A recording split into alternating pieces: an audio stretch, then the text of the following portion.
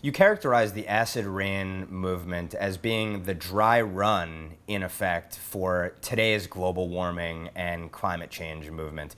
Now, what are the implications of the history of acid rain? The acid rain history is not well known, and it needs to be told. It is a genuine scientific scandal. There are very interesting parallels with global warming. The acid rain and global warming were both used by the Swedes for the war on coal.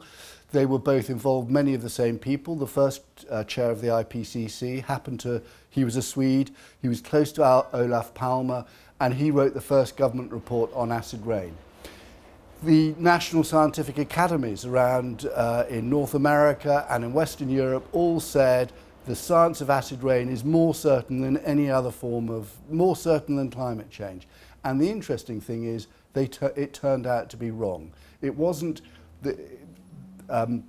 soils and forests and lakes and streams weren't being acidified by acid rain caused by power station emissions. It was to do with changes in land use. So if you take the Adirondacks, for example, what had happened there was that in the late 19th century, early 20th century, the lumber industry came along, it cut a lot of trees, it burnt the stumps, and that changed the soil from being a very acidic soil where the lakes were acidified.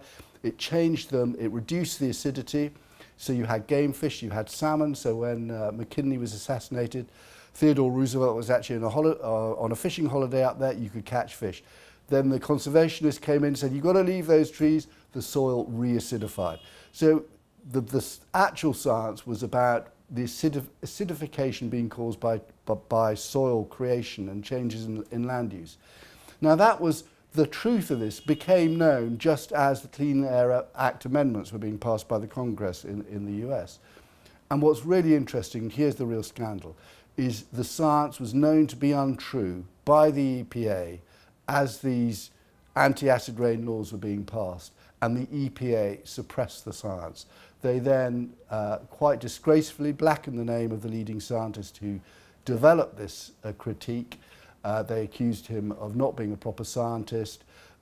They backed down when he threatened to libel them, said he'd take them to court. They FedExed an apology to him. They then further lied when they said, well, actually, he might have got the science wrong, but we disagreed with his conclusions. That was wrong. In private, they actually agreed with his conclusions. And yet, to this day, you go to the EPA website, and they say, acid rain causes lakes to acidify. We've been discussing Rupert Darwall's newest book, Green Tyranny, exposing the totalitarian roots of the climate industrial complex. It's available today everywhere books are sold.